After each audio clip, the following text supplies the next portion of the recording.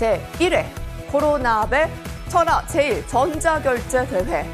이 코로나 시대에 우리가 가장 실감하는 이 분위기 바뀐 것은 배달 음식 많이 시켜 먹는 것이랑 온라인으로 구매 쇼핑 많이 하는 것, 그게 가장 실감을 하실 거예요. 지표로도 그게 증명이 됐습니다.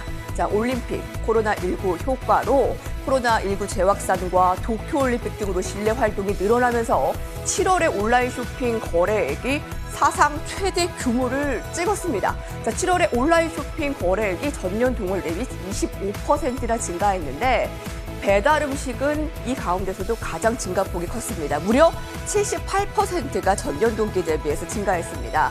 이어서 일반 음식료품, 생활용품 또한 큰 폭으로 증가했고요.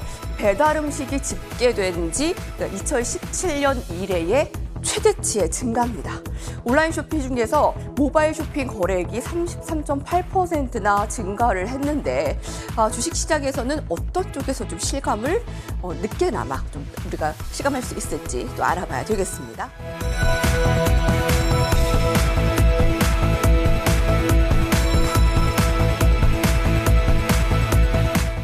온라인 쇼핑, 구매, 배달 음식의 증가 아마 남의 일이 아닐 텐데요. 마켓컬리 그리고 SSG 등 이제 전자상거래를 기반으로 한 대형 유통사들이 하반기에 상장을 앞두고 있습니다. 이렇게 좀 판도가 어떻게 바뀔지 굉장히 궁금한데 온라인 쇼핑 규모가 사상 최대라는 이슈가 방금 저희가 알려드렸죠. 커지는 시장, 새로 등장할 선봉장들, 이걸 어떻게 좀 우리가 대응해야 되는가. 이런 걸 감안하면 지금이 이커머스 섹터에 투자할 시점이 아닌가라는 분석도 생길 텐데 어떻습니까, 이하영 위원님? 네, 이커머스 시장은 점차적으로 성장할 수밖에 없을 거라고 보고 있습니다. 사실 온라인 쇼핑 최대치에 저도 막 한몫을 많이 한 것 같은데요. 우리가 실질적으로 이 코로나라는 특수 상황을 통해서 온라인 규모가 커진 그런 부분들도 있지만 실질적으로 굉장히 편리한 부분들이 많이 있습니다. 그래서 우리가 이제 위드 코로나 시대를 선언한다라고 하고 있는데 포스트 코로나의 시대에서도 이커머스 시장은 성장할 수밖에 없다라고 보는 것이 실질적으로 비대면 부분에 우리가 사회에 미치는 영향들이 커질 수밖에 없는 그런 시점이라고 보고 있습니다. 쿠팡의 이런 미국 상장 이후에 우리가 한 차례 붐을 잇고 지금 시점에서 최근 이커머스 관련 종목들이 좀 쉬어가는 양상들이 오래 보였었는데요. 지난번에 이제 SSG.com이 조금 조기 IPO를 좀 시작을 한다라고 하면서 관련 움직임들이 살짝 움직임을 보여주면서 관심이 좀 집중이 되는 그런 흐름들이었습니다. 그런데 이 2020년에만 봐도 이 전 세계 이커머스 시장 규모가 전년보다 거의 30% 가까이 성장을 하는 그런 모습이었는데요. 거기에 이어서 이 코로나 시대가 더 길어지면서 올해 같은 경우에도 지속적으로 성장세를 보여주고 있는 그런 흐름입니다. 저는 이전에 말씀드린 것처럼 우리가 전반적으로 비대면 시대로 이제 진입을 했던 그런 구간들이기 때문에 비단 이 같은 코로나라는 이런 전염병 이슈가 지나가더라도 충분히 이 시장에 대한 성장성을 가져갈 수밖에 없다라고 생각이 되는데요. 우리가 또 특히나 지금 대거 움직임들 보여줄 수 있으면 11번가라던가 방금 말씀드린 SSG.com이라던가 그리고 또 마켓컬리도 상장을 좀 준비하고 있는 그런 이슈가 있기 때문에 그간에 이제 고점부에서 조금 충분히 쉬어진 이런 이커머스 시장 관련 종목들이 다시 한번 재부각을 충분히 가져볼 수 있는 그런 구간이라고 생각이 됩니다.